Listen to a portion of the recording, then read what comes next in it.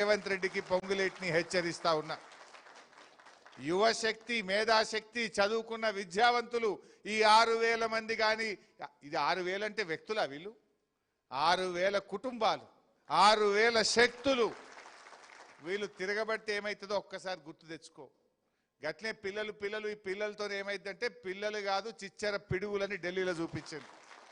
మొత్తం దేశం కదిలింది. మరి 6,000 మంది యువత కదిలితే మరి ఏమవుతుందో ఒక్కసారి ఆలోచించుకోండి. ఆడ ధర్మేంద్ర ప్రధాన్ గట్లే నేను రాజీనామా చెయ్య అంటే యువత గదిలితే దెబ్బకు దయ్యం వదిలినట్టు రాజీనామా చేసి బయటకు వెళ్లాల్సి వచ్చింది.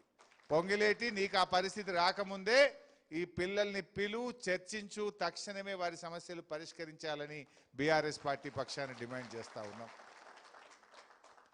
నువ్వు పరిష్కరించినాక, నువ్వు చర్చించినాక ప్రతిపక్షం దగ్గరికి ఎందుకు పోతారు ప్రజలు? నువ్వు మాట్లాడితే హరీష్ రావు గారి దగ్గరికి ఎందుకు పోతారు, సబితక్క గారి దగ్గరికి ఎందుకు పోతారు, లేదా తెలంగాణ భవన్కు రావాల్సిన అవసరమేంది? ప్రభుత్వం పట్టించుకోనప్పుడే, ప్రభుత్వం నిర్లక్ష్యం చేసినప్పుడే డెఫినెట్గా ప్రతిపక్షం దగ్గరికి పోతారు.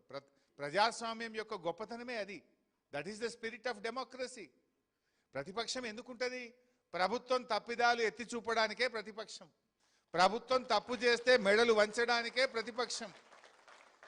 ఏ ప్రజలు కష్టాల్లో ఉన్నా, ఏ ప్రజలు ఇబ్బందుల్లో ఉన్నా ఆ ప్రజల గొంతుకుగా పనిచేయడానికే ప్రతిపక్షం ఉంటుంది.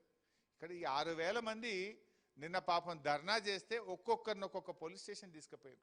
హైదరాబాద్లో ఉండే అన్ని పోలీస్ స్టేషన్లే తీసుకుపోయినారు. పశువుల్లాగా ఈడ్చుకుపోయినారు.